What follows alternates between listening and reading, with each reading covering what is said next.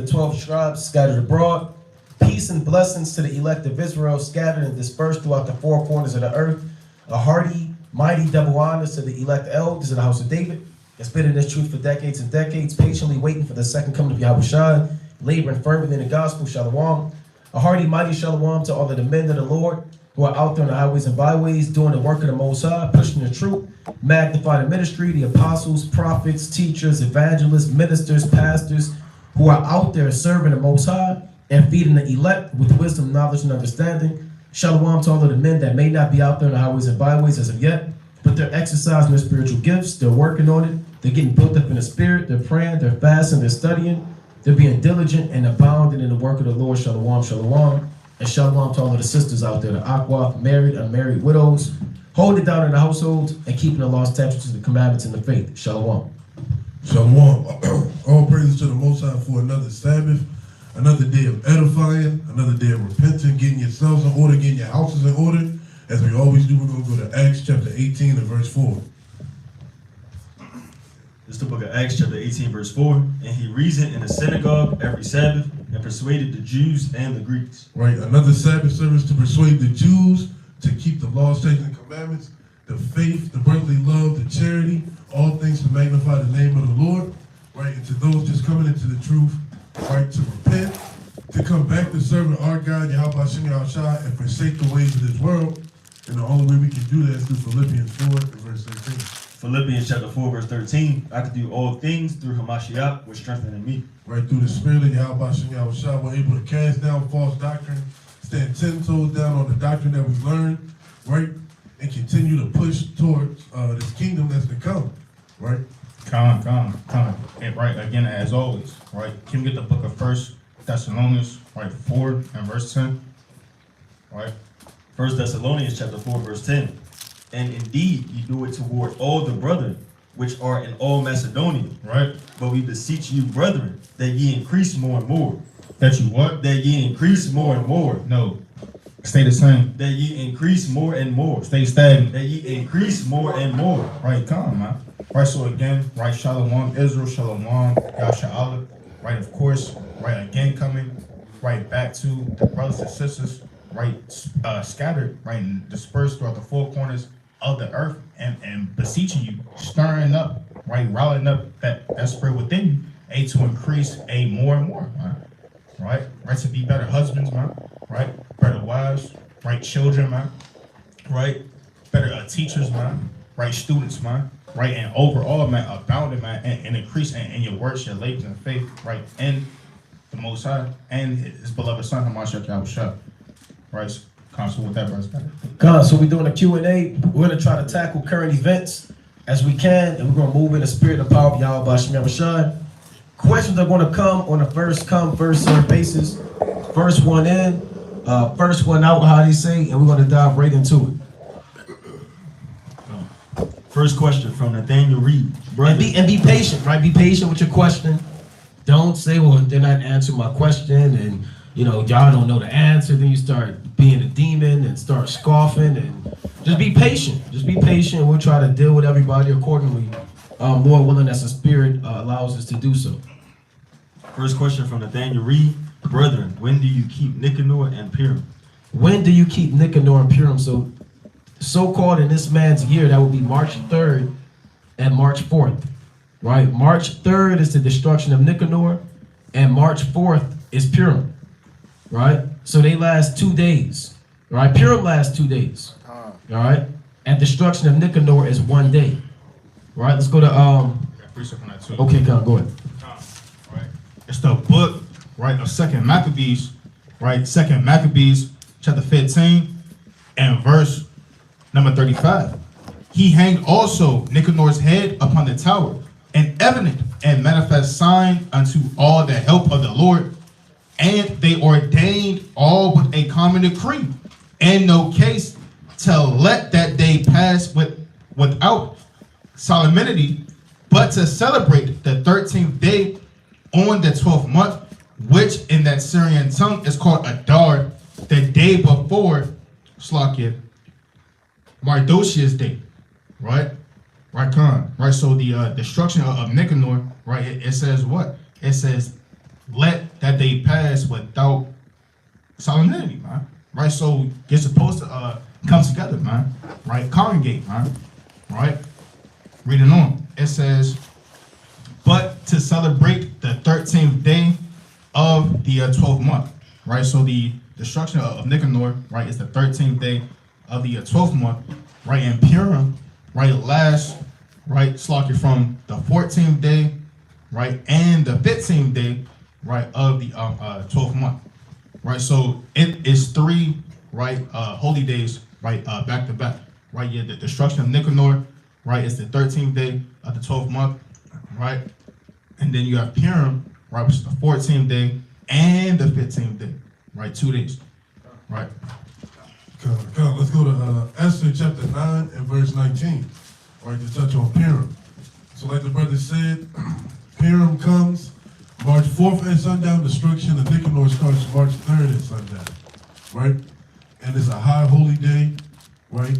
So make sure brothers keep it in gladness and remember, and sisters, and remember the importance of these high holy days, right? Don't be out buying and selling and congregating with the people of the world, right? Prepare the victuals you need for those days and enjoy the fellowship with your brothers and sisters of Mashiach. Bring that up, King. It's the book of Esther, chapter 9 and verse 19. Therefore the Jews of the villages that dwelt in the unwalled towns made the 14th day of the month Adar a day of gladness and feasting, and a good day, and of sending portions one to another. Right, so that day is a day of gathering, feasting, and sending portions to one another. What does that mean? Like gift giving, right? Send your brother, your sister, your wife, your children, send them portions. Things that they may enjoy to receive, right? Brothers like incense, give brothers incense. Sisters like fragrances, give sisters fragrances, right? That's the dedication of Purim, man. It's a day of feasting and gift giving, right? Go ahead, keep going, King. Verse 20. And Mordecai wrote these things and sent letters unto all the Jews that were in all the provinces of the king Ahasuerus, both nigh and far, to establish this among them, that they should keep the 14th day of the month Adar and the 15th day of the same yearly. Yearly. So you do this every year, right? The last month of the year, right? And you do this with gladness and feasting and enjoy one another's company and remember how the Most High established us over our enemies. God. You can read the next verse. Verse 22. As the days wherein the Jews rested from their enemies, and the month which was turned unto them from sorrow to joy, and from mourning into a good day, that they should make them days of feasting. No days of thinking about rent. Days of feasting. Days of thinking about your bills. Days of feasting. Days of thinking about your job. Days of feasting. Right? And joy. Depression. And joy. Anger. And joy. Right? And of sending portions one to another. And gifts to the poor. And what? And gifts to the poor. And gifts to the poor, like the brother was saying. Gifts to each other and gifts to the poor. Right? So brother said, you may come together and put aside a few dollars to, or whatever you desire to do, man, to give gifts to the poor as well, man, on those days, man. So be mindful of the ordinances of Purim. We encourage brothers to read Maccabees in this season. Read Esther, editions of Esther in this season, that you can know what you're doing, right? Don't just hop into it for the food, man. You're just showing up because somebody heard his lamb going to be there. Or lamb is going to be there. You never had it before, but your auntie told you about it. Right? Now you bringing your cousin Keisha, and Tammy, because they want to try the lamb too, man. So they show up and it's madness going on, and your uncle outside smoking the black and mild. It's a holy convocation, man. Right? So keep it in righteousness. So what's that? All right, that's it. Next question. This is from Dawad Yashai. Can you break down Revelation 21 and 8? What is the second death? What is the first death? All right, let's go to Revelation 21 and 8. Right? Revelation 21 and verse 8. Let's deal with it. This is the book of Revelation, chapter 21, verse 8.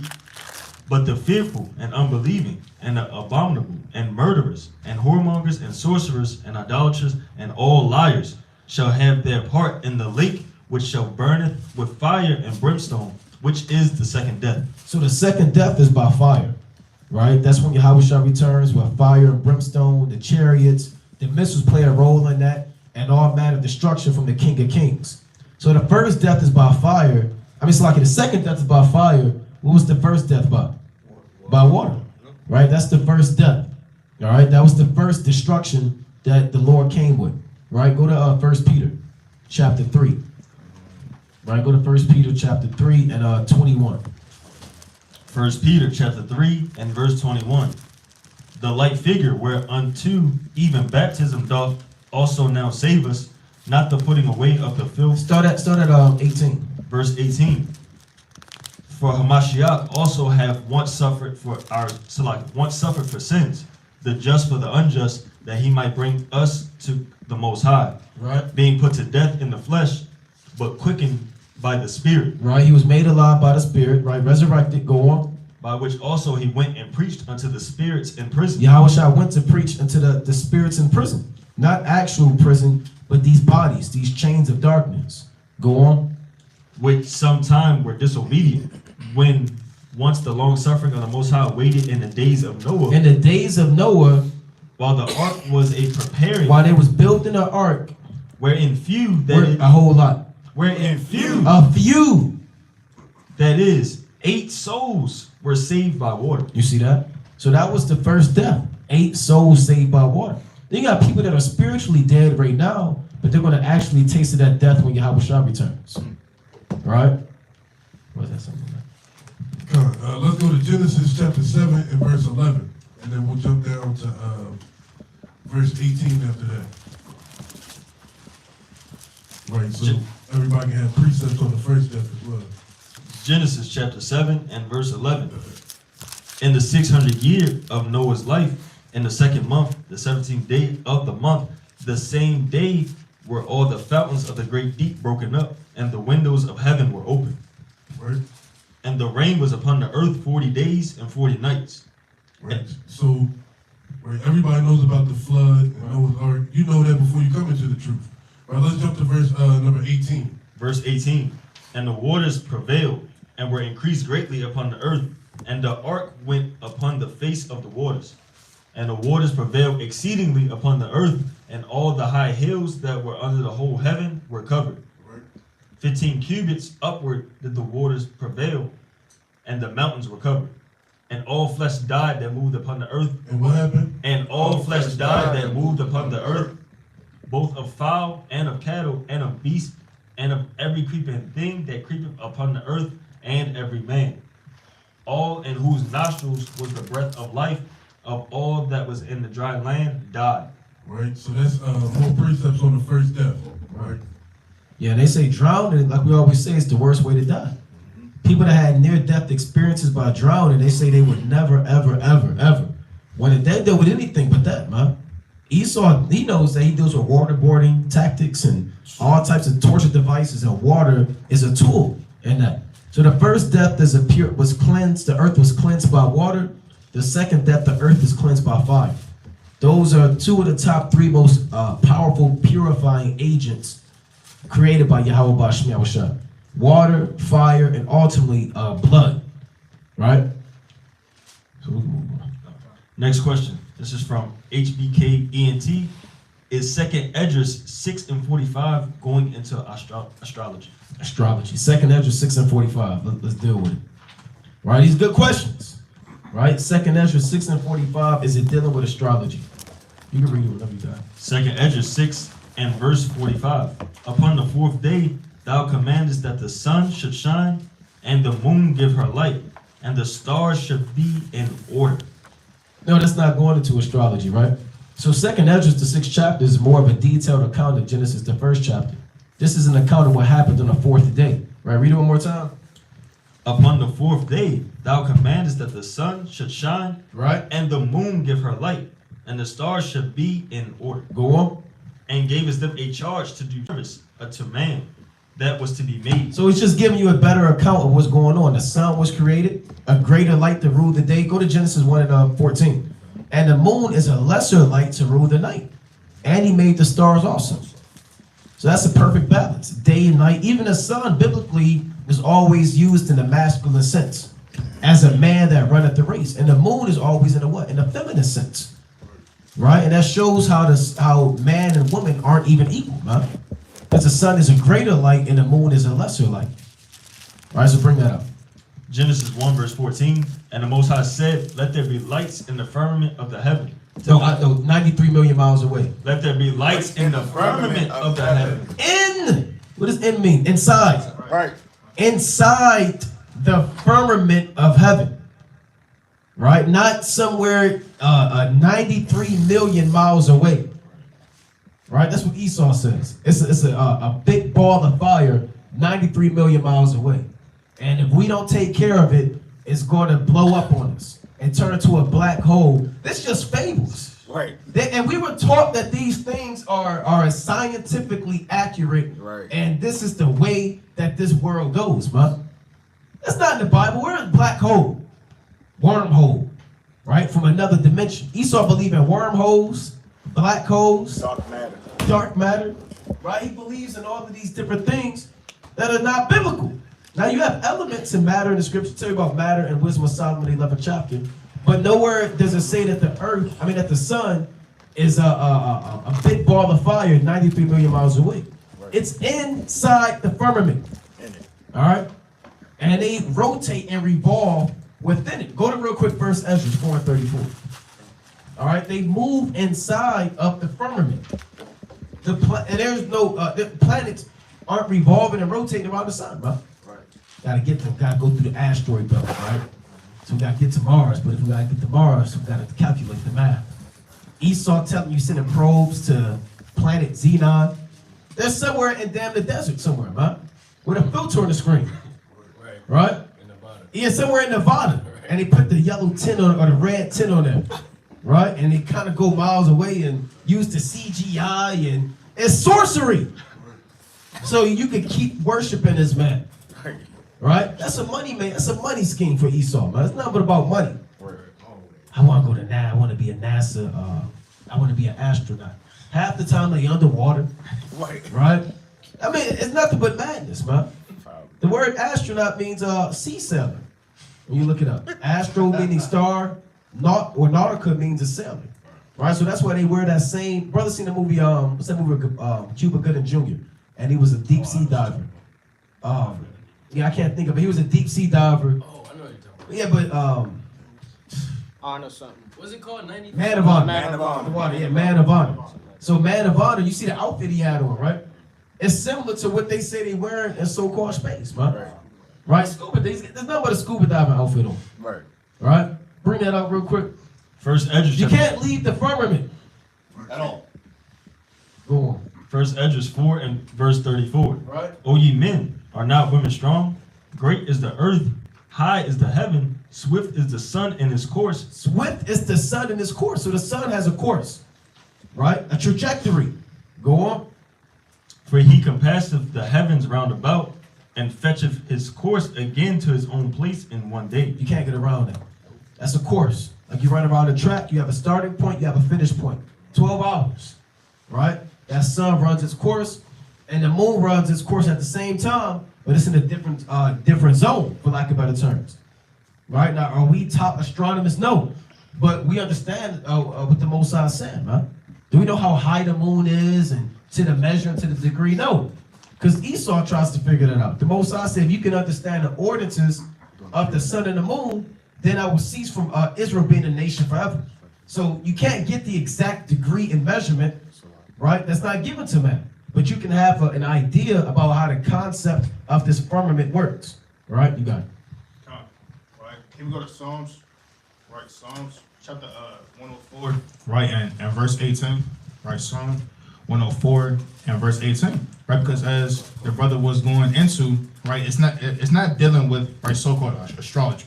Right now, you're so-called putting the constellations together. Right, coming up. Right. Which is so-called zodiacs and these different seasons of there is mine and folly mine.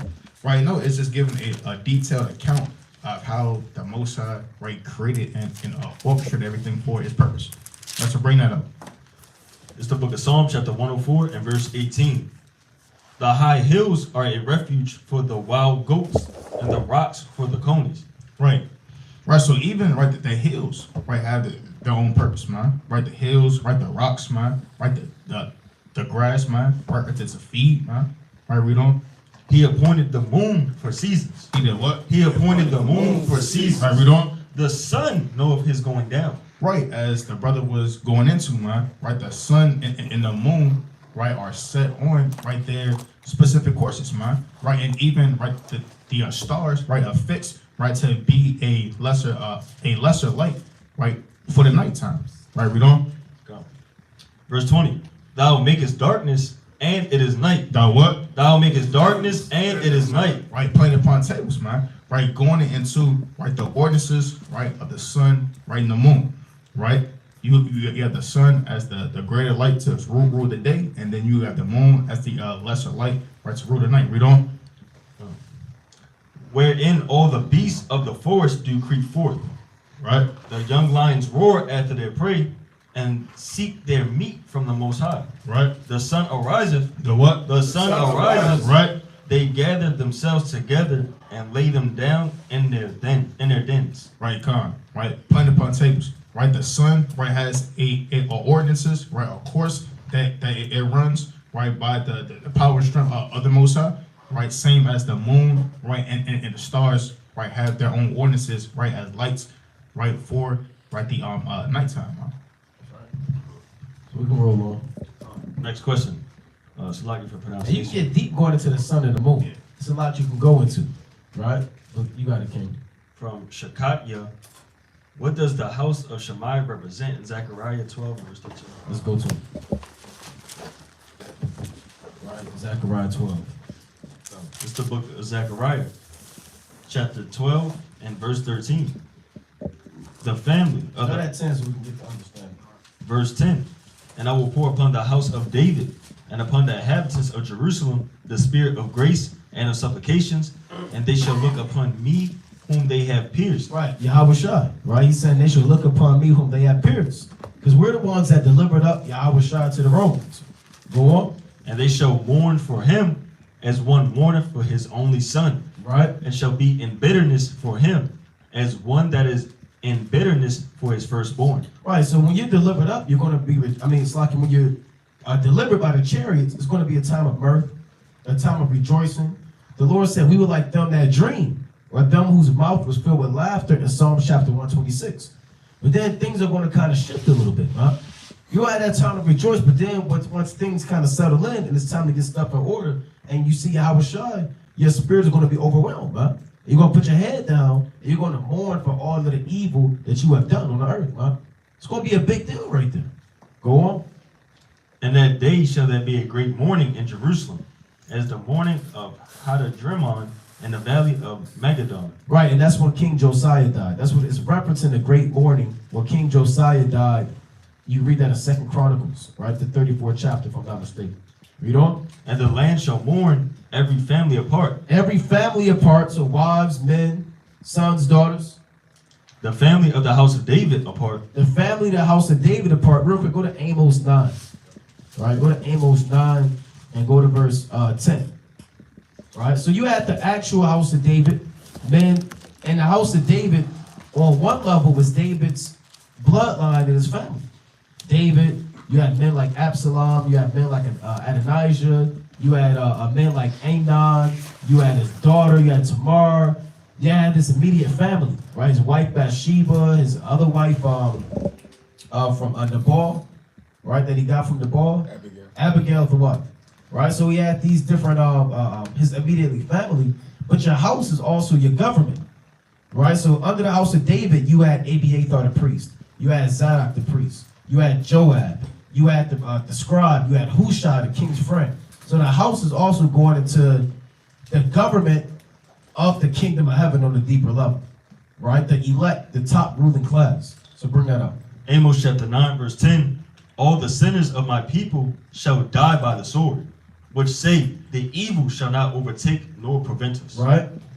And that day will I raise up the tabernacle of David that is fallen. And that's what the Lord is doing now, right? That's why we like to say double honors to the elect elders in the house of David. The house of David is really the elect, right? Let's go on. So the Most High is building up the tabernacle of David. He's building up the house of David now. right? He's building up men. He's building up prophets. He's building up apostles. Are they going to be directly related to David? No. But the house of David is really symbolic for the elite ruling class. Go on. And close up the breaches thereof. And close up the breaches. And I will raise up his ruins, and I will build it as in the days of old. As in the days of old, right? So the Most High is building again the house of David, but the house of David is going to be ran by who? By Yahushua. Because he was given a throne of David. So the house of David is the kingdom of Yahushua manifest on the earth. So the house of David, more than a part, is really going into the top class of men, right, in the kingdom. Go on.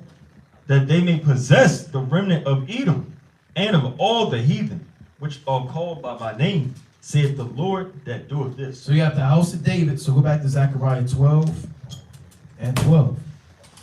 Zechariah chapter 12 and verse 12. And the land shall mourn, every family apart, the family of the house of David apart, and their wives apart, the family of the house of Nathan apart, and their wives apart. Now Nathan was you had two Nathans, main Nathans. Solomon had a brother named Nathan. You can read about that genealogy in Luke the 3rd chapter. And you had Nathan the prophet. David had two prophets. He had Gad the seer, and he had Nathan the prophet. Right? So it's just going to the different levels of men that are going to be there in that wilderness. Prophethood and other men that are going to be there. Right? Go on. The family. And actually, Nathan is one of the elect. So Nathan's going to be there himself. Right? The family of the house of Levi apart. You got the Levites there. Right? Men like Zadok the high priest. Men like Phineas. Men like Aaron. Moses. Right? Eleazar. Onias. Right? These are different men that are going to be there from the house of Levi in the kingdom of heaven. Right? Not just Israel's third born son. Right? Not just his family. Right? That's not what it's talking about. Right? It's speaking about his descendants and the top men. Go on. And their wives apart. Their wives apart. The family of Shemaiah apart, and their wives apart. Now go to the book of 2 Samuel, right? Chapter. So you have multiple Shemaiahs in the scriptures. You have a Shemaiah that cursed David. You have another Shemaiah you can read about in the scriptures. So it's going to different classes of people. Now go to let's go to 2 Samuel. Is that what I'm all right, bring that up. 2 Samuel chapter 16 and verse number 5. And when King David came to Bahurim, behold, thence came out a man of the family of the house of Saul, whose name was Shammai, the son of Gera. He came forth and cursed still as he came. All right, so this man was cursing David when David was a fugitive. Or not a fugitive, it's like a refugee. All right, go on. And he cast stones at David, and at all the servants of King David, and all the people, all the mighty men were on his right hand and on his left. And thus said Shammai, when he cursed, come out, thou bloody man, and thou man of Belial. Right, so he was one of the least men, right? So the house of Shammai goes into the least men that are going to be there. You're going to have the greatest men and the least men in the kingdom, right? From the house of David to the house of Nathan to the house of Levi to the house of Shammai. Right, there's another Shema in the scriptures. I have to find it. But that's 2 Samuel chapter 16. Go to the book of Hebrews. Right? Real quick, go to Hebrews chapter 8 and verse 10.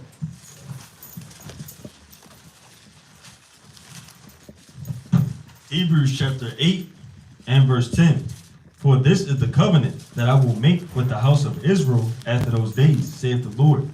I will put my laws into their mind and write them in their hearts, and I will be to them a God, and they shall be to me a people. Right? And they shall not teach every man his neighbor, and every man his brother, saying, Know the Lord. For all shall know me, from the least to the greatest. From the what? From the least to the greatest. Right, that's what that's going to. From the least to the greatest. From the top on down, everybody's going to be mourning for Yahushua in the second wilderness. From the head men, right? And everybody's going to be there if they elect. Abraham's going to be there. You understand? Noah's going to be there. Elijah, All of the men of the Lord are going to be there. From the top on down to the bottom, from the least to the greatest, you're going to mourn for Yahushua. And if you're not mourning for Yahushua, it's over, man. It's over. Let's go to Acts chapter 15 and go to verse 14. Acts 15 to 14. Acts chapter 15, verse 14. Simeon hath declared how the Most High at the first did visit the Gentiles to take out of them a people for his name. And to this agreed the words of the prophets, as it is written. After this I will return and build again the tabernacle of David, which is fallen down. And I will build again the ruins thereof, and will set it up, that the residue of men might seek after the Lord, and all the Gentiles, upon whom my name is called, saith the Lord, who doeth all these things. Right, that's just a precept as it was written in Amos chapter 9, it was at verse 11, right? How the residue of David shall be built up again, establishing that order in the kingdom all over again. Right, you have your kings, you have your priests, right, you have the prophets, all things are going to be made like as an old, right? And that all men shall seek. If you got a residue in something, that's everything, right? They're going to seek after the Lord. So that's it on that. Gone. Next question from HBK ENT. Right? What type of herbs did our fathers eat? This knowledge is vital for the coming family. What type of herbs did our forefathers eat? This knowledge is vital for the coming family. Go to Sirach chapter 38. All right, let's go to Ecclesiasticus chapter 38. And we start at verse 1. This is the book of Ecclesiasticus, chapter 38 and verse 1. Honor a physician with the honor due unto him, for the uses which ye may have of him, for the Lord hath created him. So physicians is not talking about Ben Carson, right now. It's not talking about splitting the Siamese twins, huh? Right? They wasn't splitting Siamese twins, right, during that time. A physician is somewhat like an apothecary. An apothecary is somebody that deals with herbs, right? And they may take a little bit of turmeric, mix it with a little bit of oregano, right? Then they may take a little bit of cinnamon, and they may put it in a little thing and say, here's this, it's for 5 shekels. And you take it for whatever infirmity you have. And our forefathers knew all of these herbs, man. I'm going to go to certain herbs in the scriptures. Even your grandparents, man. And when I was sick, my so-called grandmother didn't give me, or great-grandmother didn't give me medicine, man. She was like, take this, here's some peppermint oil. If you got like a cold or something, you could, your nose is stopped, you just take peppermint oil, man. Smell some peppermint oil, it'll clear your whole system out, man. You take cotton ball, dip in some peppermint oil, take this and do this, and you put it in your nose, like, damn, it feel good. You know, and then you start feeling, but you don't have to take damn, what? Diamond tap, you don't have to take, Robitussin. Now that's the new thing, Robitussin. Damn, Caltrol. Right? And all types of stuff, right? Linex, right? Mucinex, damn, $45, right? All right, you go in the bottom, damn, $45, man. So you want to get them green guys out of your system. That pink liquid that everybody drank as a kid. Pepto-Bismol. No, something else. You're talking something else, yeah. Get it prescribed by the doctor. Amoxicillin. Yeah. Or castor oil. Right? The big thing of castor oil, you take it, pour it in the damn thing, and the kids running around, right? So you had a point. You gonna say something? They call those doctors holistic doctors. Yeah, holistic doctor. Your so-called Dr. Sebbies, you might go and they got these guys at the flea market who rent out a booth and they're giving you all types of stuff and the golden teas and these things that brothers get into, right? And you're supposed to take herbs to prevent you from getting sick. You don't just hop on herbs when you're sick, right? You take them to prevent you, to train your body to fight off these infirmities, Brothers ready to die and I want to drink some green tea. It's too late, brother. The green tea ain't gonna help you, brother. You got cancer. Green tea ain't gonna fight that cancer, brother. Right? You take these herbs beforehand, brother, and then that helps you prevent these things from coming to you, Right? What you got? Let's go to Songs of Solomon, chapter 4, and go to verse 12. Right? Songs of Solomon 4, verse 12. And all brothers and sisters should be looking for apothecaries in their area, man. They got the herbs everywhere. Right? They got one not too far from here. Man, a whole shop full of herbs and jars. And the people are well knowledgeable, man. People spend years on end to figure out what to take. Right? So you got to use these apothecaries. not Dr. White Glove, who want to make you cough all the time, right? And you got to pay a copay, right? When your copay should have been you buying the herbs, right? Song of Solomon, chapter 4, verse 12. A garden enclosed is my sister, my spouse. A spring shut up, a fountain sealed. Thy plants are an orchard of pomegranates. So our forefathers ate pomegranates, right? With pleasant fruits. Campfire with spikenard. Right? Different herbs, right? We don't know the benefits of campfire and spikenard. Has anybody ever looked up the benefits of that? Yeah, can we look that up real quick? You keep going, King. Spikenard and saffron, calamus and cinnamon. And cinnamon, man. Right? Cinnamon is a good alternative to Right. what? Sugar. Right. Right? It's more healthy. And on one point, cinnamon is like a cough suppressant too. So if you don't want to deal with cough drops, if you don't want to deal with the what was talking about, Robitussin, you take some cinnamon, you mix it in your tea, you understand it, and or black pepper, and it's a cough suppressant, and you'll fare well. You got that, King? I'm not sure if that's it. Okay. You can keep going with it, King. Con, I got. Oh, good. Con, it says, what is the benefit of campfire plant? Con. What is the benefit of campfire plant? It could be connected gainfully in rheumatic joints. Yeah, for your joints, your arthritis, right? Everybody got that ankle that pop when you walking upstairs. Your knees when it start raining and get stiff, right? So that's a good herb to use when you have joint pains. What else is it for, King? Incendiary swelling. Swelling. Yeah, inflammation, what you take Tylenol for.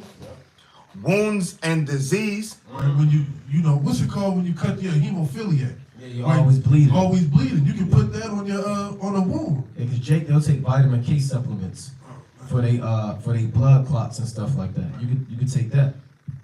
And it says the henna leaves to treat vertigo of video. Vitiligo. That's the VIT. spells. Yeah. The dizzy spells. You know, you might stand up too soon and then you feel like your eyes roll in the back of your head.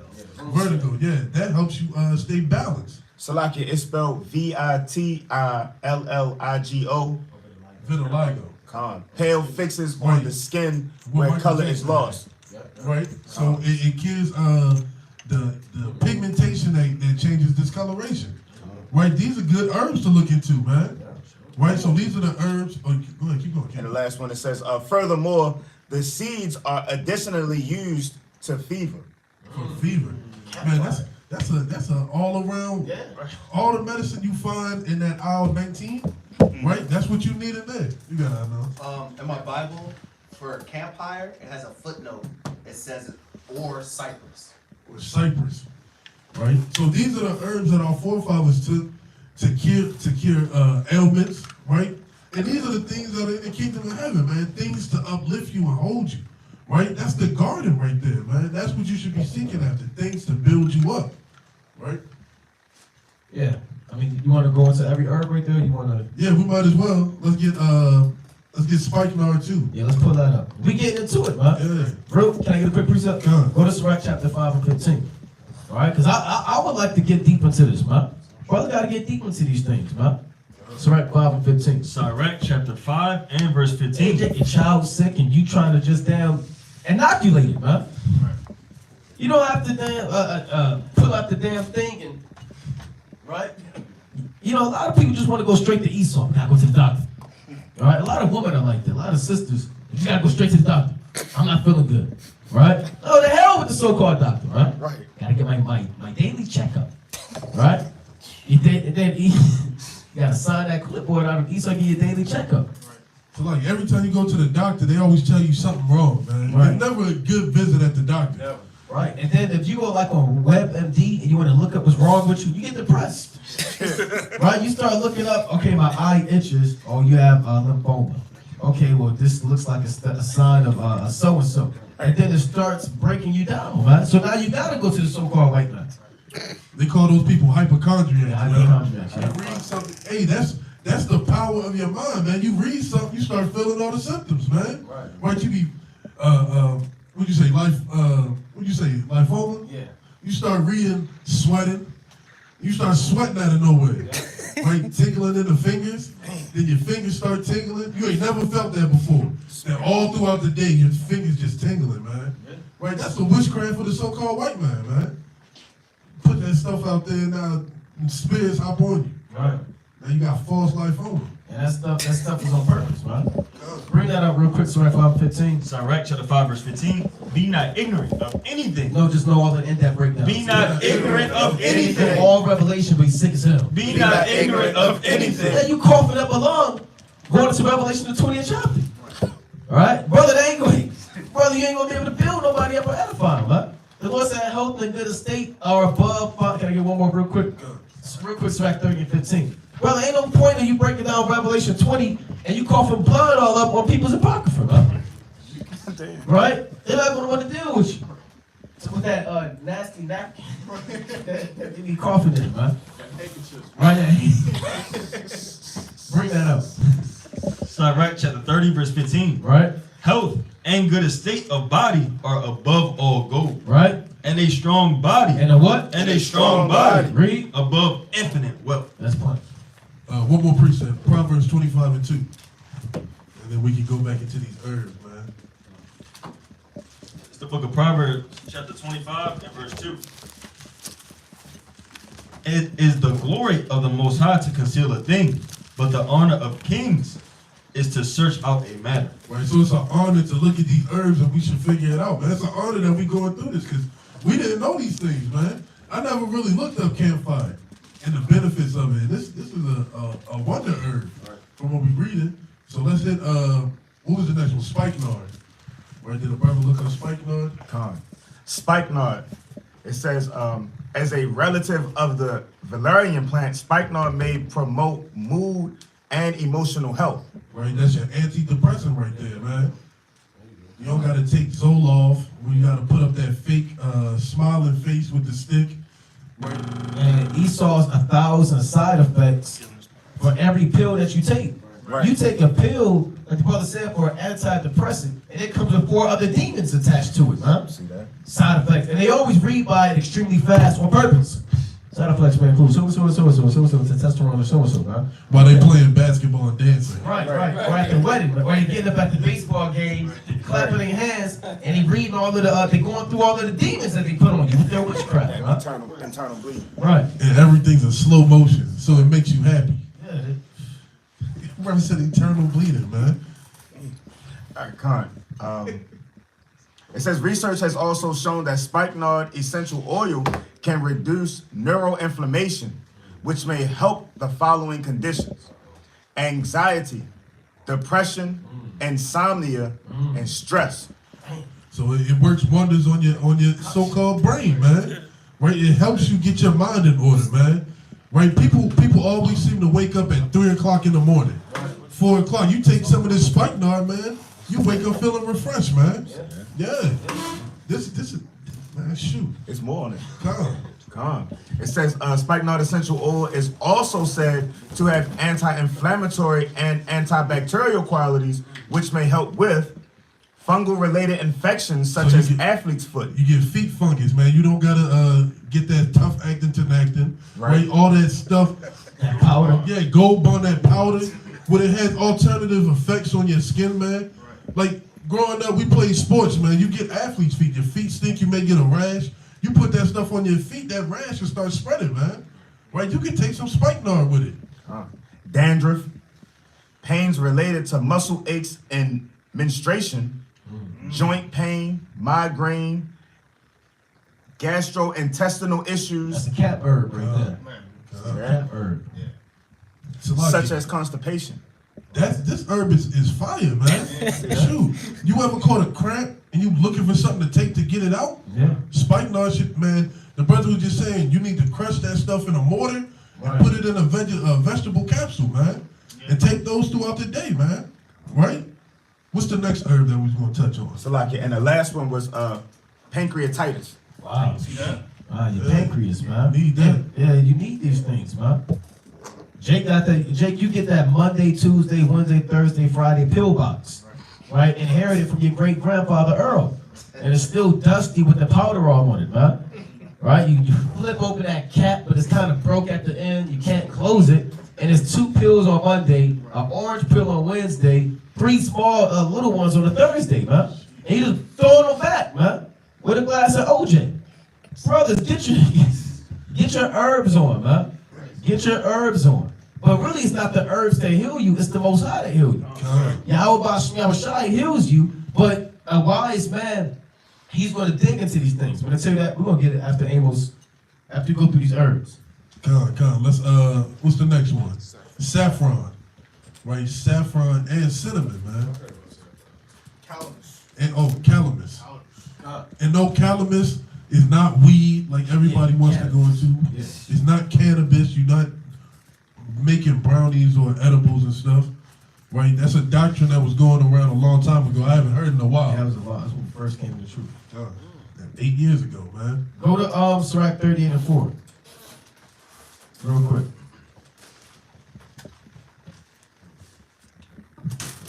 It's the book of Sirach, chapter 38 and verse 4. The Lord hath created medicines out of the earth, and he that is wise will not abhor them. Right? Was not the water made sweet with wood, that the virtue thereof might be known? That's it, man. So if you're wise, you're not going to abhor that, man.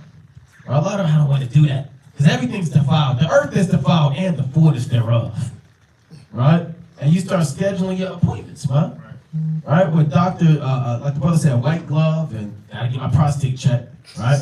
It's around that time. I gotta get into it. Right? You just trusting this man so much, man. Right? Esau put a smile on your face for all it did. You gotta go through all types of sorcery, man. What you got? Con. And then you got to think how far technology is to check your prostate, man. They could put you in a CAT scan. Right. But what do? They want to emasculate men, man. Right. There's so many ways you can do that now. Yeah. Like, what is this, the 20s? Right. You know, let's touch on the And one more point, when you go deep into the medicinal industry, I believe it was either the Rothschilds or one of the Rockefellers. One of them, and they began the pharmaceutical industry began to be endorsed and sponsored by the elites to be able to take away homeopathic therapy and herbs and out of the system, and then they replaced it with pills and stuff on the shelves, and they started putting that system out there, man, to make money, man. These things treat you, but they don't heal you. So you take one thing, you're being treated for it, and then you feel it 4 years later, right? For another thing, you're in a constant cycle of spending dollars on end to make money, man. Hospitals probably the biggest money maker on the earth right now. It's like a bank. They open 24/7, 7 days a week, all hours on end, constantly dishing out money. Dishing out witchcraft. You constantly giving them money. These guys are hand over fist, man. These guys that own hospitals, that own these different chemicals and these laboratories, they're the richest most people on the earth, man. But they're not up there with Jay-Z. They're not going to be at the Rock Nation breakfast or brunch. I think that's what it was. The Rock Nation brunch, man. They somewhere doing God knows what, man. And real fast, right? Even dealing right to so-called get these so-called white coats and become doctors. A lot of these men and women, right? They had to pledge a allegiance. Right, you got to go through 12 years of grooming, right, a so-called school to get your doctorate, and then it's a so-called oath, right, in Latin, right, that you have to a so-called take, right, the Hippocratic oath, right, with a damn serpent, man, right, and all of these so-called words, right, the so-called Bibles, man, right, go back to Latin, man. Right, so they put in so-called Latin spells and so-called witchcraft on these so-called pills, right, which is giving you so-called side effects, right, years later, right, months later, right, years later, right now, right. That's why every time, right, so-called you get healed from one thing, right, you get 2 more side effects, man, right, to keep you coming back, right, right, till you die, right, and a so-called slave until Esau's pills, man. And one more point, when you look at that Hippocratic oath, and and actually you're pledging allegiance to Asclepius. Now, Asclepius, if you look up, I believe that's the Blue Cross, the staff with the serpent, which they get it from the scriptures. Right. Because the staff with the serpent is a symbol of healing. And Numbers, the 21st chapter. But Esau gentrified it and is evil and turned it into evil and made Asclepius, which was a Greek god of medicine and healing. And it was the chief temple at Pergamos where they would worship Asclepius. So when they take that oath, they're literally your surgeon, your doctor, their mind isn't in healing you. Their mind is being fueled by the spiritual demon Satan to further inoculate you and get you to bug out. Yeah. No, that was it. Come. Quick precept, let's go to Sirach 10 and 8. Right? Because the whole purpose of a company is to what? To make money. Right? So the pharmaceutical company, like the brother was saying, is not in the business of helping people get well. It's not in the business of helping people become more healthier, man. It's to continue to make money, right? I saw something a long time ago. A healed patient is a patient lost, right? Sirach chapter 10, verse 8. Because of unrighteous dealings. So these are unrighteous dealings, man, right? The so-called white man go to Africa, go to China, go to New Zealand, bring all type of so-called medicine, right? Jabs. Right? We can't even say it now because they're gonna say it's false information, right? Injuries. And injuries, they bomb you and do whatever if you don't want to get down with their company or their so-called miracle medicine. And riches got by deceit. The kingdom is translated from one people to another. And that's what you call biochemical warfare, man. You poisoning people, doing all this wickedness to them. Now you're going back to them to find a cure, right? Man, that's why the Most High created these herbs for us to eat. And this is a beautiful question that this brother asked, right? It's good that we're going into this because this is well information. And I've seen a lot of people talking about sea moss, right? Talking about it has good benefits. Well, it's unclean, right? Sea moss is not clean. It's not a plant, right? It's a fungus that moves throughout the water and releases spores, right? It procreates. It's a living organism. It's a wild creature. And what does it do? It sticks to rocks. It doesn't have roots. It doesn't have seeds. It doesn't have fins and scales like the brother says.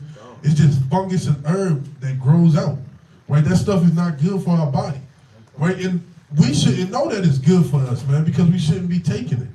And I may be ignorant of it, but I haven't heard sea moss until like 2015, 2013 probably. Right. Yeah, it's a new thing, man, and it has all the nutrients in our body that we. How do you know? Who told you this? Why can I get sea moss from Muhammad up the street that's any good? Right?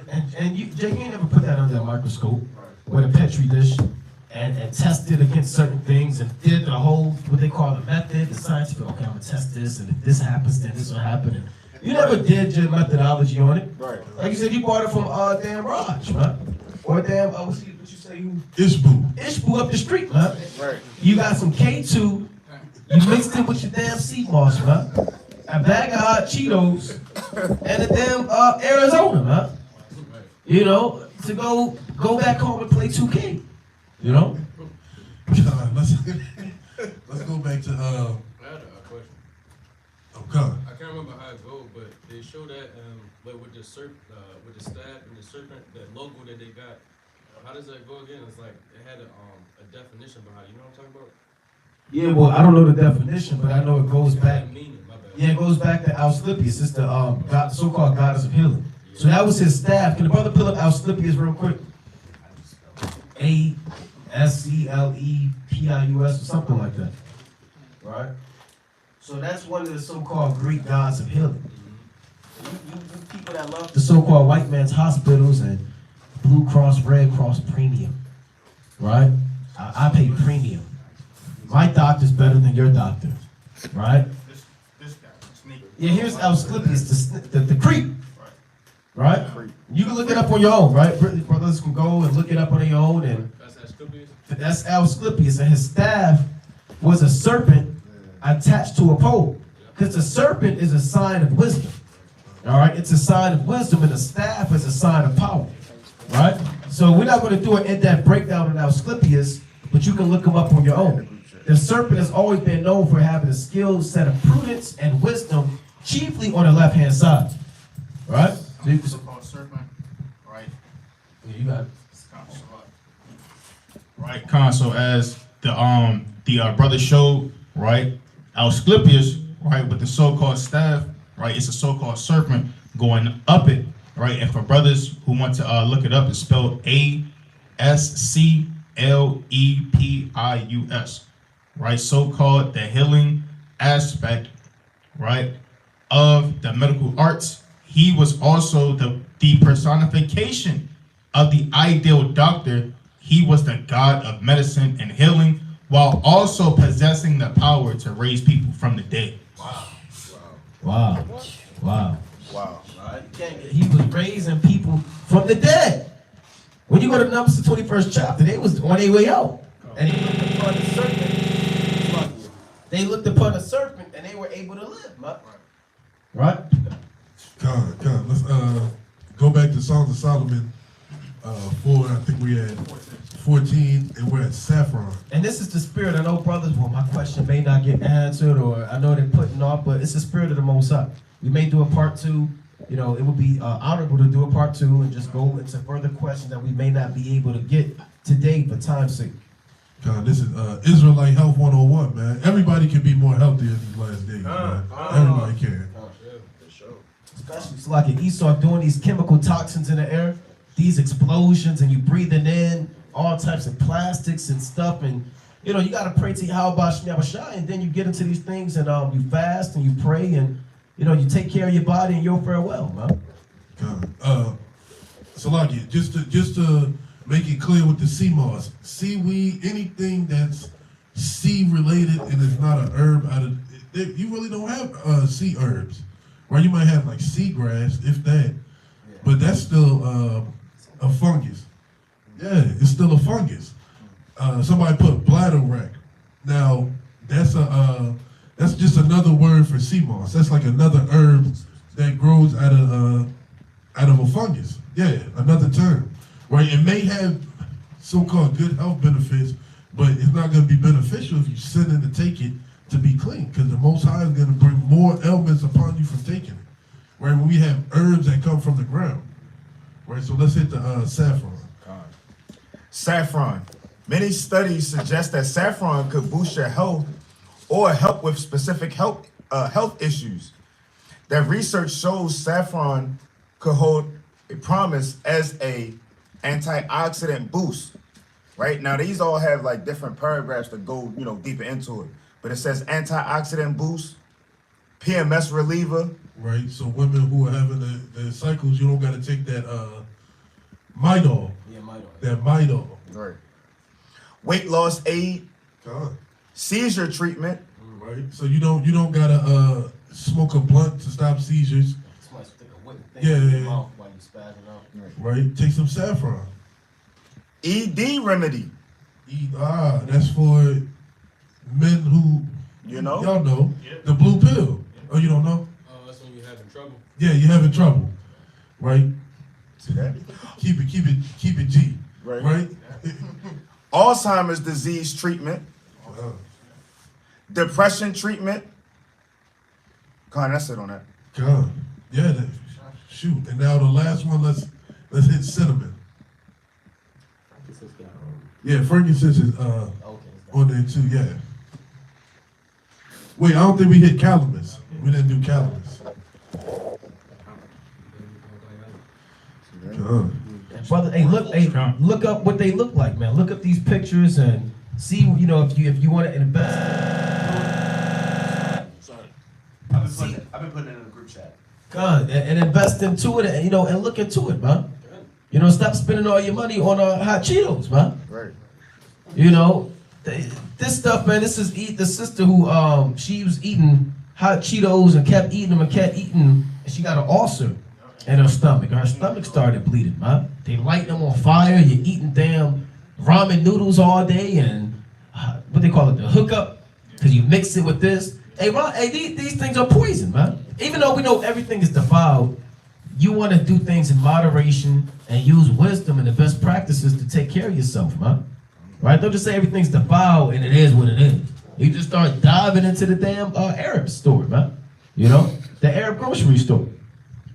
You got something? Yeah, remember a couple of years ago we was having a debate about the ramen noodles. Oh yeah, the plastic. Yeah, about the plastic noodles, right? How it's hard to digest in your Right, stomach. right. It's hard for you to get rid of it. Right. So it's not even good to eat it. Yeah, and a lot of stuff stick in your digestive system longer than you know. Your intestine is full of just bile and vanity, man. You know, so you don't, that's why you're lethargic, that's why your back hurt, that's why you're always tired, that's why you can't remember nothing, that's why you damn sleepy, because your whole body is off. They say your large intestine is, I believe I want to get the number right, how do you say? Yeah, it's long, but it has like a brain, you know, within itself. And it consists of like 90% of your digestive system, man. So if you don't take care of your intestines, it's over for you, man. You know?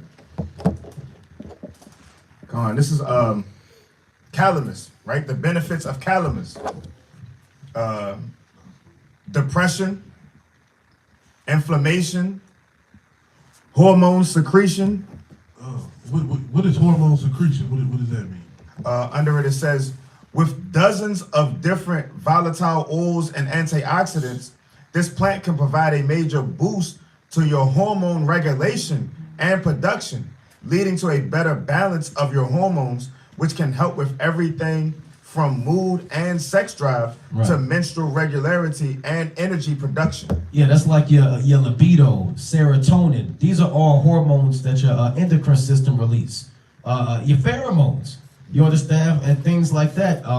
Testosterone, right? All of these are different hormones released by your system that affects your emotions and your mood. For lack of better terms, your spirit, huh?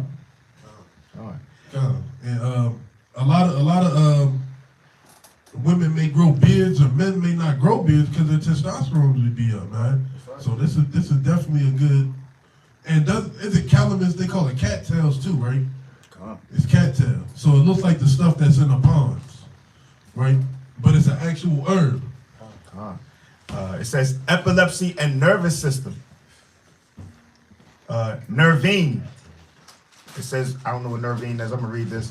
The oil helps in improving the sensory system and mind. The nervine quality of this oil also prevents epileptic fits, hysteric attacks, and reduces stress in the body. Right, so it just all around just helps you, you know, move and operate in a better spirit, man. Like you might have one of them, you know, them things where it goes, you see them lights out of nowhere in your eyes.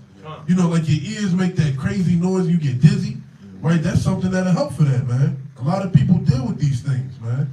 Right, these are demons that are on our people, man. And the Most High created herbs, and he who is not wise will not abhor him, man. Or he that is wise will not abhor them. So, you know, definitely keep in search trying to find these herbs, because these herbs will definitely help you in the long run, right? And like the brother said, it's all of the Most High that heals you. And it was a little bit more, I think. It's 3 more. Circulation, metabolism, and sleep aid. And that circulation is key, man. A lot of people are getting bad circulation out of nowhere. Well, I'm not sure, you know, what Esau is doing to the air, but a lot of people, they getting, you know, those brown marks on their hands. They call them liver spots, right? A lot of young people, they get liver spots on their hands because their circulation is bad. It also has medical uses for Calamus. It says sore throat or throat irritation, headache/migraine, congestion and colds, asthma, erectile dysfunction, and amenorrhea. Hey. Yeah, that all praises to the Most High, man. Right? All praise to the Most High. That the Most High has these things created, man. Go to Wisdom of Solomon 16 and 12 real quick. Wisdom of Solomon 16 and 12. So you just got an in-depth breakdown. So Jake, take these herbs into account, see the benefits of them, how to use them, and how the Most High created them, huh? All right, bring that up. Wisdom of Solomon chapter 16 and verse 12. For it was neither herb nor mollifying plaster that restored them to health, but thy word, O Lord, which healeth all things. So at the end of the day, it's the word, right? Because can you take these herbs and you commit adultery and now you expect to feel better? No, brother. You're going to be destroyed, man. Here you are texting this brother's wife, taking your damn Calamus, man. What do you think is gonna happen to you, man? Oh, I take my Calamus, take my herbs, and you get deep in your herbs, and you on the phone with this damn woman, man. Brother, you're gonna be destroyed, man. You're slothful, and a lot of brothers are slothful because your body all messed up, man. Right? It's a spirit, but it's also you're not taking care of yourself, and that's why you feel lethargic and tired and sluggish all the time, man. It seems like you can never get enough sleep because you're not taking care of yourself, brother. You stand up all night, you're eating the wrong foods, you don't work out a little bit, you don't keep your body going, and you got to take care of yourself in this thing. Go to Sirach 30 and 25. I know you got one. Sirach chapter 30 and 25. Sirach 30 and verse 25. A cheerful and good heart. You think David was just sitting around all day eating oxen? You think he was eating oxtail subs? Right? And fried chicken all day, man? No. Right? So bring that out. A cheerful and good heart will have a care of his meat and diet. Hey, Jacob told his sons take nuts and take these different things that came out the ground and give them to Joseph, man. Right? And give them to him so you could be some type of appeased. Read it one more time. Sirach 30, 25. A cheerful and good heart. Meaning a wise man. A man in the spirit. That's a cheerful and good heart. Go on. Will have a care We of don't give a damn. Will have a Yeah, they want care. to break down Revelation. Will have a care Right? of his meat and diet. How you gonna go into the scriptures on the highways and byways? You can't come to camp because you jammed up, man. Oh, my foot swole up on me. Right? I'll see you guys next week. Right? Then you go check on the brother, he eating ribs, man. I'll be out there though, y'all see me next week. Then his next foot swell up. Can the brother buy me a wheelchair? Right? Then you gotta wheel the brother to camp. Can't see out his eye. Right? So he can't read, he can't get in the spirit. Then he fall out the truth, man. And end up in a mental hospital. Right? Sifted out, waiting on the missile. Cause see, the brother didn't take care of us. We know it's a little bit far-fetched. We understand that, but you get the point, man. Right? Can you go to the book of Genesis, right, 1 and verse 11, Bible Show? Right, Genesis chapter 1 and verse 11. This is the book of Genesis, chapter 1 and verse 11. All right. And the Most High said, "Let the earth bring forth grass, the herb yielding seed." The what? The herb yielding seed. Right, so these herbs, right, as the brothers we're going into, man, have to yield seeds, man. Right, read on. And the fruit tree yielding fruit after his kind. Right, come. Right now, go to the book, right, of 2nd Ezra. Right, 2nd Ezra, chapter 9 and verse number 24. Right, 2nd Ezra 9 and 24, Bible Show. 2nd Ezra chapter 9 verse 24. Right. But go into a field of flowers. Right, right, and the Lord is talking to Ezra. Right, he's telling Ezra to do what? Go into a field of flowers, man. Right, because you never know where you might be, right, in time of Jacob's trouble, right, all hell breaking loose, right, because the Lord said what? In those days ye shall be as pilgrims upon the earth, man. Right, read on. But go into a field of flowers where no house is builded, and eat only the flowers of the field. Taste no flesh, drink no wine, but eat flowers only. Right, but eat flowers only, man. Right now, a man today may be like, okay, we gonna have the flowers, man. Right, but where the so-called chicken at, man? Right, where the mac and cheese, sweet potatoes, man. Right, greens. Right, how we gonna get full, man? Right, read. And pray unto the highest continually. Then will I come and talk with thee. Right, read on. So I went my way into the field, which is called Ardra, Right, like as he commanded me. And there I sat among the flowers. and what? And there I sat among the flowers. And did what? And did eat of the herbs of the field. Right, and what? And the meat of the same satisfied me. And what? And the meat of the same No, satisfied me. he was still hungry. And the meat of the same satisfied me. Right, so Ezra, man, he used flowers as meat, man. Right, and he said what? The meat of the field satisfied me, man. Right, so real fast, right, and this is from right the spruce.com. Right, says the number one rule of edible flowers is knowing how to identify them. Pick edible flowers on a dry, sunny day. Most flowers should be picked, right, when they are fully bloomed and are not yet starting to wilt. Rinse the flowers quickly under cold water or swirl them in a large bowl of cold water to remove dirt and tiny insects. Then gently shake off the water, but not so vigorously that you remove the pollen, right, which often has a lot of flavor. Right now, these are just a few, right, top flowers, right, that man walks by, every day, man. Every day, right? Violets, man. Right, so, you could eat a violet, man. Right, that's a flower, right, or meat to you. Right, right, you got violets. Right, so like, right, we got violets. Right, we got squash blossoms, man. Right, roses, man. You could eat a rose, man. Right, you got violets. Right, roses, man. Right. Brothers, look these up, man. As we go through them, we may not be able to show everything, but look it up, right? And so you can have an idea of what's going on, right? Right. Dandelions, man. Right, dandelions are neat. Right, the so-called sunflower, man. Right. These, right, are plants, man. Right, that come from seeds, that man can eat, man. Right, for me. Right, so don't just, right, when all hell breaks loose, right, Jacob's trouble, you're in the wilderness, right, starving, man. Right. Yeah, he's waiting on a fat calf and bison, man, right, and lamb, man, right, and think that a flock of chickens, man, is just gonna come to you, man, right? It's like you also got lavender, right, hibiscus flowers, man, right, geraniums, man, right, elder flowers, man, right, Slacky, chives, man, chamomile, man, right, a lot of Jake, man. You use chamomile AST, man. It's also edible, man. Right? And there's over 20, man. Right? Bee balm, man. Right? So-called, right? Slug, right? Begonia, man. Right? So definitely, you can get into, man, a lot of flowers, right, that you can eat, man, as meat, man. Right? For those times of trouble. God, quick precept too. Let's go to Matthew chapter 3 and verse 4. This is the book of Matthew, chapter 3, verse number 4.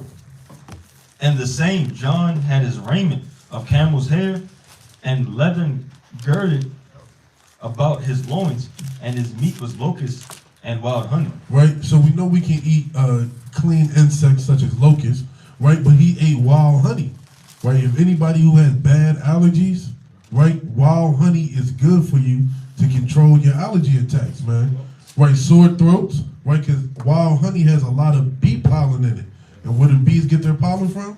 The flowers, right? So whenever, the springtime comes around, when a bib hits, right, and you out here sneezing 1,000 times in a minute, eye itching, you trying to scratch your throat, get you some wild honey. Right, and a lot of places have honey sticks, right? They sell you honey sticks for 25 cents. Take $10 in there if you got it. Get a whole. They got different flavors. I guarantee you, through the spirit, your allergy attacks will start to lessen more and more and more. God, and you don't have to take that Benadryl all day, man. Right. Jake, you want to take Benadryl and all of these different things. These things like we're bringing out. Yeah, Zyrtec. These things are preventative, man. Right? Go to Genesis chapter 43 and 10. Right? Genesis 43 and 10. Genesis chapter. Don't give babies honey.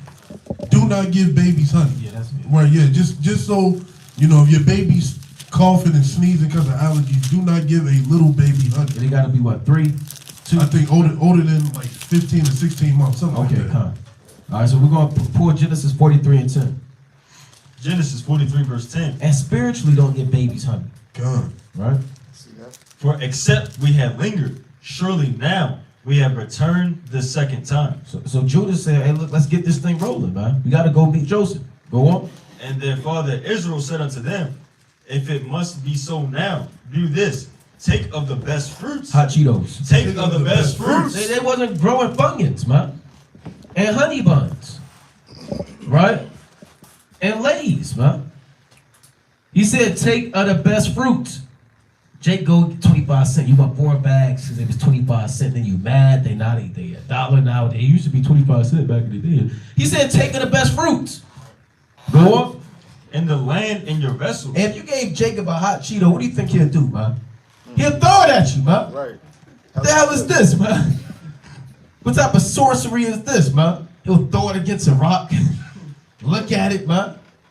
Right, go on. So they're not dealing with this stuff we eating now, man. Right, go on. And carry down the man a present. Right? A little balm. A little balm. And a little honey. Like Amos went into a little honey. Spices. What did he give them? Spices. These are the things that we grew up on, man. Israel knew about these things. Isaac taught them. Abraham taught them, man. They was out, look, this is this, that's what this is. This is this, that's what that is, man. Now fathers are teaching their sons how to damn just play the video game, man. Here's the cheat code. This is how you roll your so-called thing extra tight, man. Oh. That's wicked, man. That's how you get that woman right there. I'm gonna show you what I used to do. Jacob showed his sons all these different spices that they had, man. Go on. And myrrh. And what? And myrrh. Read.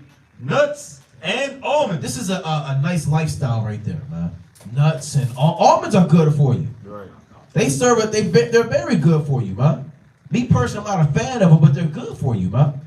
Right. So we're gonna pull up what myrrh. We're gonna go to myrrh and almonds. So like if Benjamin will tell you eat almonds when you're trying to have babies, if you want to be fertile. Right. That's right. That's right. Khan, this is 11 surprising benefits and uses of myrrh. 11 benefits of myrrh. It says kills harmful bacteria. Right. May support oral health. Right. Helps with your breath. Right. Supports skin health and may heal sores. And may help heal sores. Right. That's all your dry skin and I need Eucerin. I can't find nothing. I need hydrocortisone and all. Hey, you get some myrrh, man. Right. And you'll be all right. Go on. Combats pain and swelling. Pain, you might have a knee swelling, back swelling, you might have an injury, and you take some myrrh. Go on. May be a powerful antioxidant. Right, it helps fight cancers. Go on. It kills some parasites. It does what? It kills some parasites. Hey, parasites are why you feel lethargic, why your back hurts, man, why your knees are inflamed. You got parasites all in you. Go on. 7 to 10, it says other potential benefits. 7 being sunscreen. Right, that's Esau. Right. They're not dealing with myrrh. Right. Right, go on. Cancer. Right, like we went into cancers. Gut health. Gut health, man. Talking about cleaning your system out, man. Take care of yourself, man. These are the things that are. How do you think they travel from Canaan to Egypt, man? They didn't have to check into the Motel 6, man. Right? It wasn't a 7-day journey, man. Go on. Gut health and mold. And what? And mold. You see that? So let's go on. Almonds. Right? These are the things that our forefathers had, man. Healthy, lively men. They were stronger than us, faster than us, more intelligent. They had a greater memory than us. These men was mighty men. Right? You pull up the picture. This the myrrh tree. Now you can take you some hot water, boil you some hot water, and you could, like Amos said, you could crush this stuff up. You could buy tea bags and put them in a tea bag and make your own tea. Right? And you could crush them up and make your own tea and put it in the jar if you want. This is for this, this is for that, this is for this. And you boil your hot water, put it in there, throw a little honey in there for your sweetener, and you take your little teas, man. You know, and then you start taking care of your body. Or some you could just take just orally. Right? You can chew it or whatever the case may be. So we're gonna pull up almonds, right? And these are the things that you have to get into, man.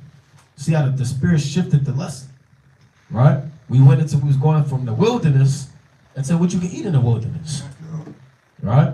So let's bring that up. You got time. Health benefits of almonds. It says almonds contain lots of healthy fats, fiber, protein, magnesium, and vitamin E. Like poor man's meat, right? You want some fatted lamb, you better eat you some. They're in the same category. Even Esau will tell you that. You look up that his wicked food pyramid, and he tell you meats and proteins and nuts are put in the same category. They're in the same category, so they help with your fats. They help fill you up a little bit more, huh? And vitamin E is for your what? Your skin. Your hair and your nails. Your damn receding hairlines, right? Your damn nails. You do this and your nails falling off, and your tooth loose all the time. So go on. The health benefits of almonds include lower blood sugar levels. See that? You brothers are dealing with diabetes, right?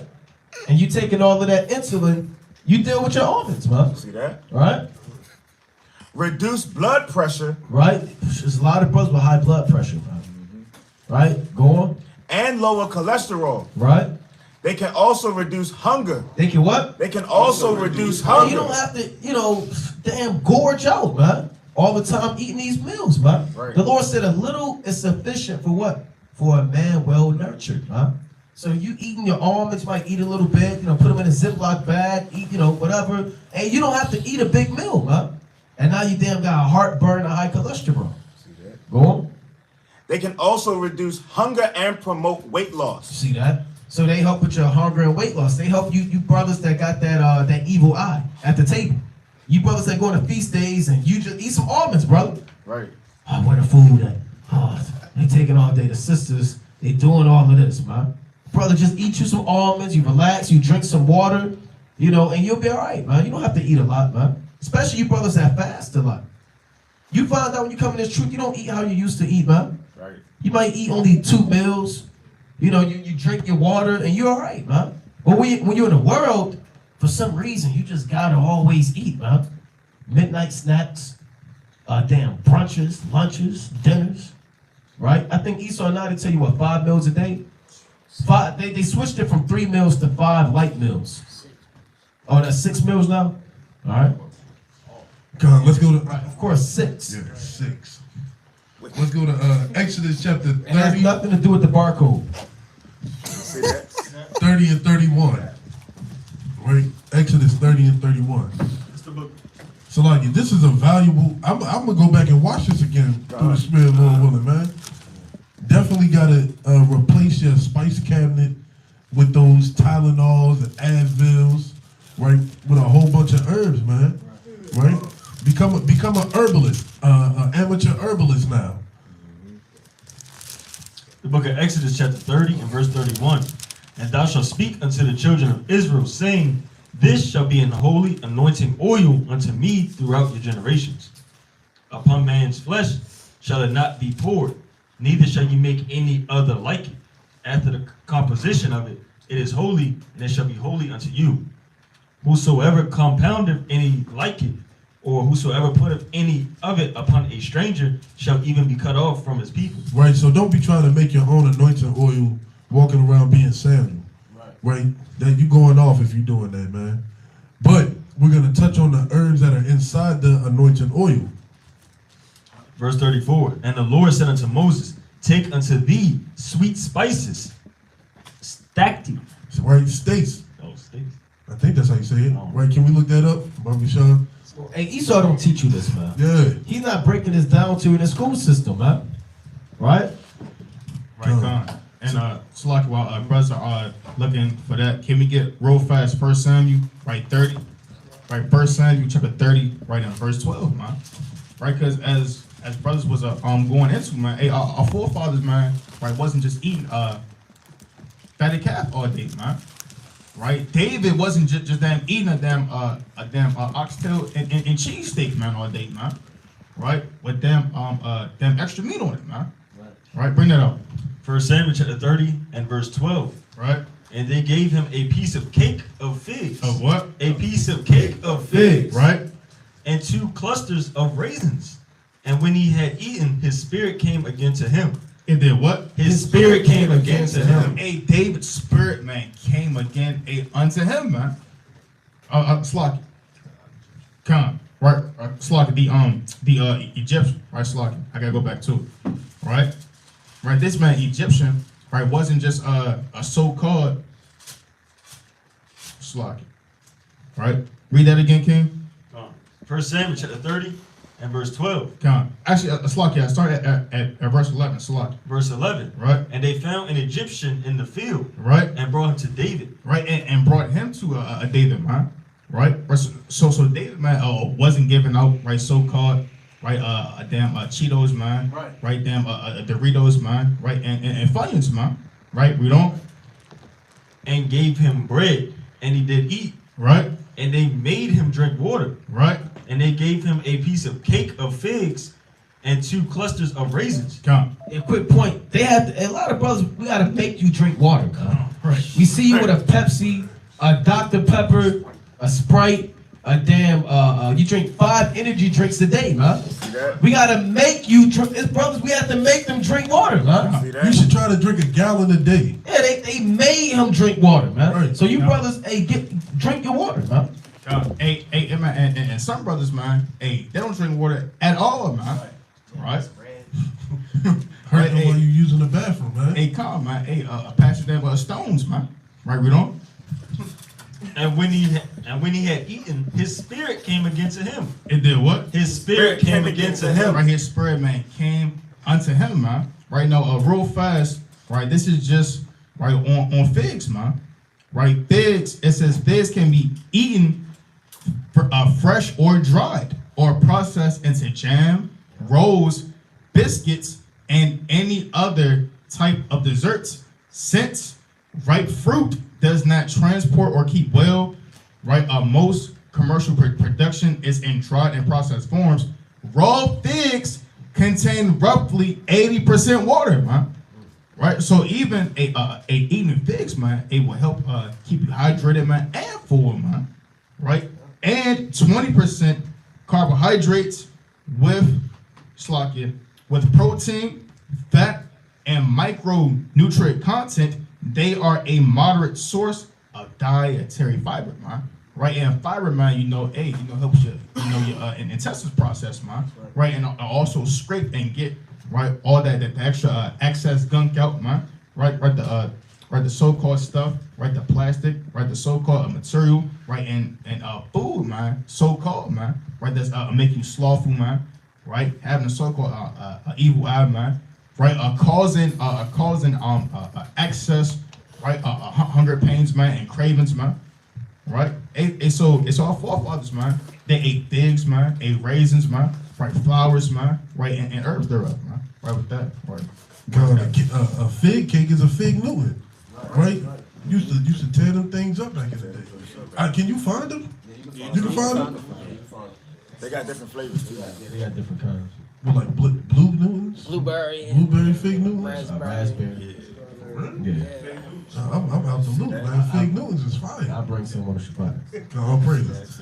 Yeah. So we was touching on the anointing oil, right? We were saying don't make your own anointing oil, and we started touching on the sweet spices, the stashed. Right? The stack. When I pulled it up, stacked tea. When I pulled it up, it relates to galbanum oil, right? Galbanum. And it says the oil is also promoted in various natural health outlets as helpful for the following conditions: muscle and joint pain, toothaches, sinusitis, the common cold, cough, and other respiratory ailments, anxiety, and stress. Right, so that's galbanum, right, or stati is one and the same. And the next one is Onyake. Onyake. Yeah, I'm not the best with pronunciation. Onyake. In this Bible, for example, it has the phonetic language, so you can see it's a long O or a Onyaka. yeah, Onyake. Okay. See that? So Right. Yeah, this was a very important lesson, man. So everybody should be examining now, man. Right? And finding out the best ways to remove medicines out of your house through the spirit. Yeah, and while the brother looking for that, quick precept, if you got it, throw on. not yet. Okay, real quick, let's go to the book of Ecclesiastes chapter 10. Right, 10 and 1. Right? This was like the Amos said, this is what you have to become in this thing, huh? Ecclesiastes 10 and 1. Ecclesiastes chapter 10 and verse 1. Dead flies cause the ointment of the apothecary to send forth a stinking savor. So doth a little folly him that is in reputation for wisdom and honor. Yeah, the point is, you have men that were apothecaries. You have men that have children and wives. You serve as the apothecary for your household, huh? Right? You serve as that mediator, for lack of better terms, man. So you should be really getting into these things and making sure that your family is well ordered, huh?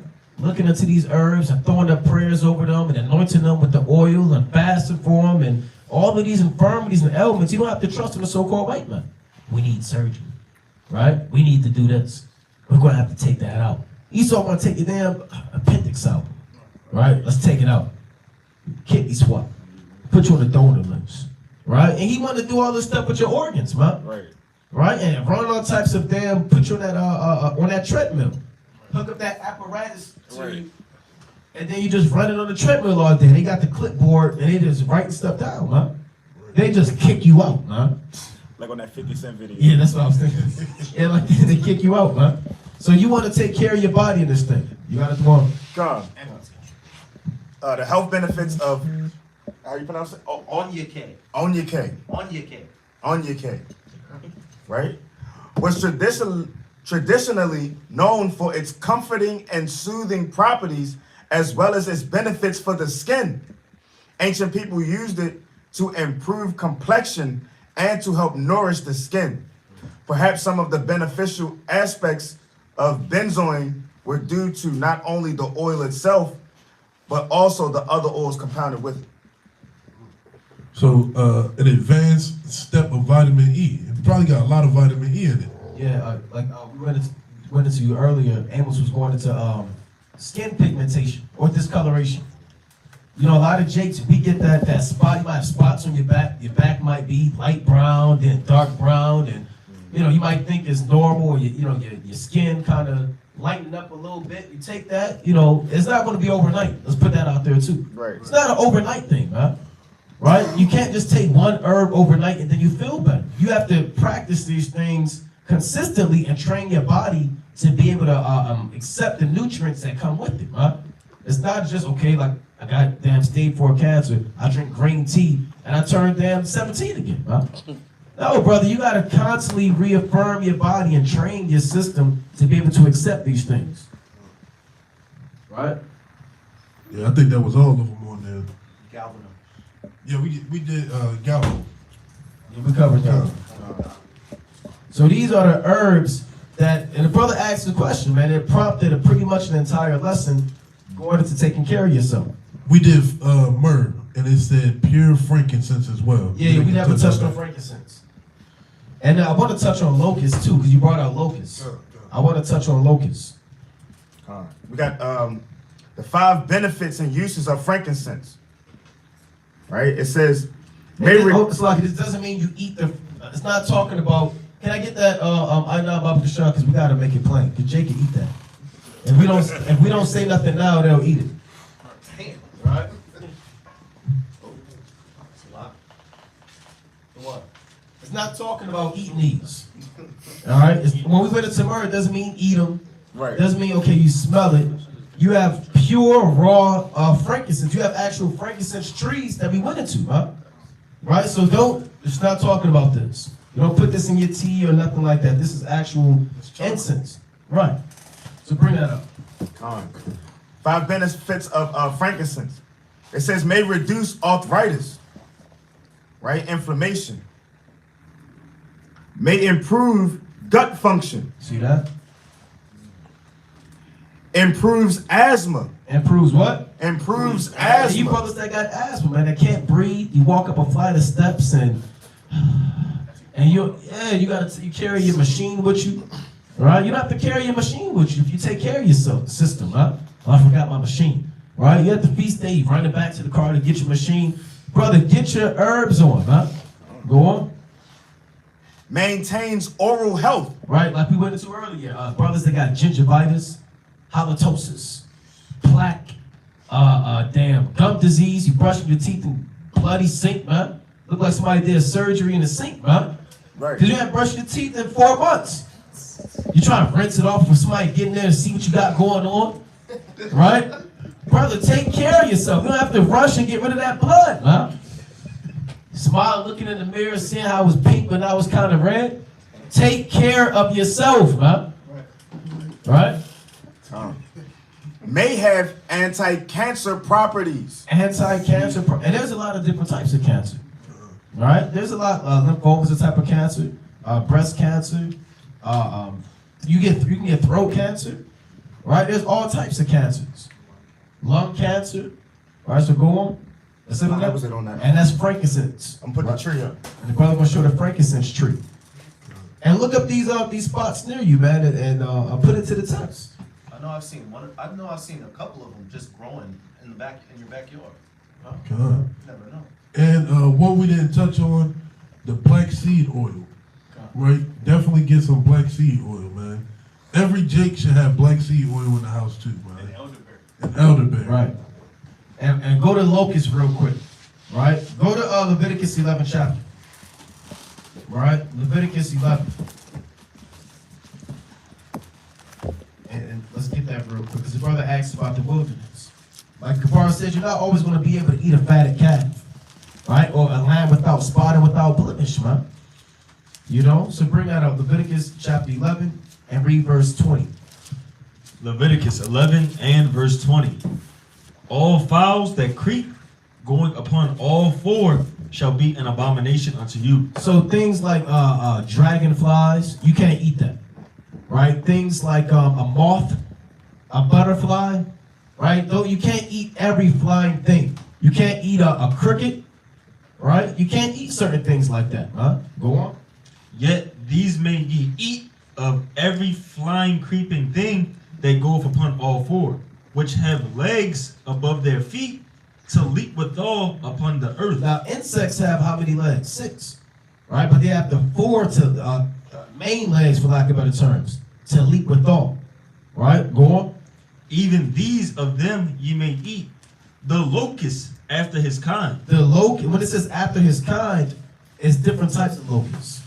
All right? So you can eat different types of clean locusts. Go on. Come. You read on. Come. The locust after his kind, and the bald locust after his kind. Right? And the beetle after his kind. Can we look up that word beetle in the Hebrew? All right, we gotta go into it. Can the brother pull up the word beetle in the Hebrew? Right? You can eat the locust and the bald locust after his kind. So don't, if you out there, and through faith, we know Yahweh Bashim is going to take care of us, man. We believe that, man. The Lord fed Elijah by the ravens, man. The Lord took care of Elijah. He ate a piece of cake. And brothers, remember how long he was full? 40 days. 40 days and 40 nights. One cake. The angel baked him a cake, man. Imagine waking up the angel hooking you up a cake, man. These are the things our forefathers were sustained. Right? But you wanna have wisdom too in this thing. So if a brother could pull that word out. This is right, beetle in the Hebrew, H2728, hard gold, right? It reads a kind of locust. A what? A kind of locust. A kind of locust. Because you got actual beetles that you see walking around. You got dung beetles. You can't eat an actual like beetle. Right. Right? So you got to kind of go into these words. Otherwise, you get caught out there eating a dung beetle, huh?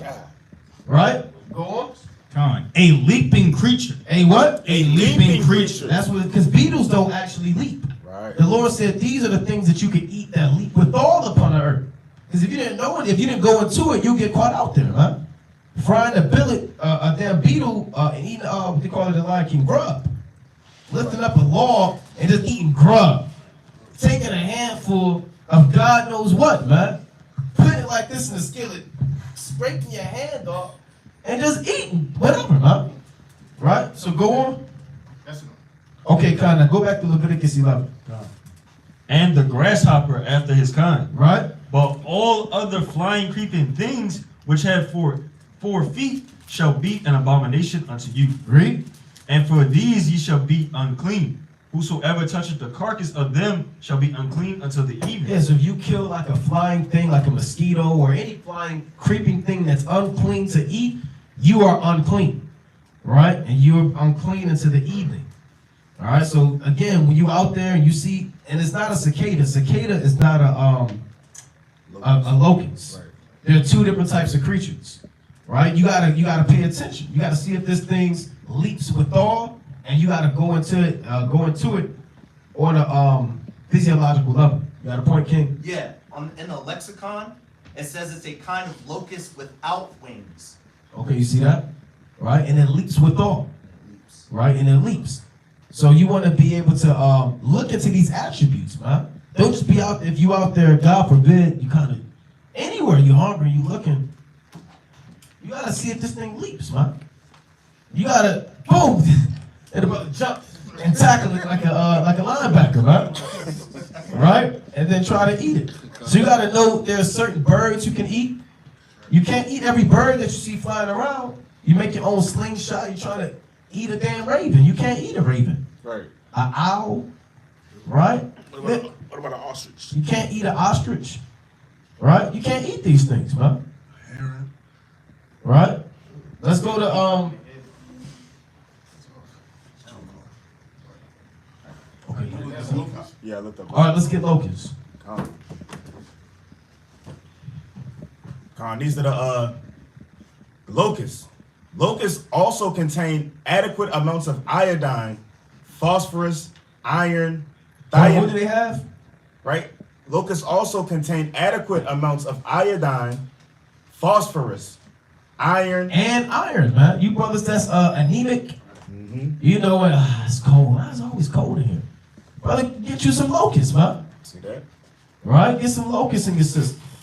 If you have to. Right? Go on. Hold on, let me finish that real quick. Go on. Thiamine, riboflavin, Riboflavin. niacin, Niacin helps with like your skin and things like that, huh? Go on. as well as traces of calcium, magnesium, and selenium. Right, so those are all things that are made out of the earth that's good for you, huh? So again, you don't have to, you got a point with Dominic? Yeah, if you, I be getting often nosebleeds. That's a symptom from being low on. That's right. And we went into one of these herbs that help with your blood. I can't remember it. Like I said, we're gonna have to go back and rewind this and take notes, and you brothers take notes and put a list together and take these herbs to be able to heal you through the spirit and power of Yahweh Shem Shai, man. And again, for all of the brothers that asked questions and we weren't able to get to your question, forgive us. Lord willing, next week we can do more in depth. We were rolling through the questions at first, so we'll roll through them continually. The Spirit prompted us to be able to go deep into this topic according to the will of the Most High. And with that, we're going to give our honor and glory to Yahweh, by Shema Mashiach, Malak Yahushai, and we're going to say, Kwam Yasha! Kwam Yasha! Shalom. Shalom.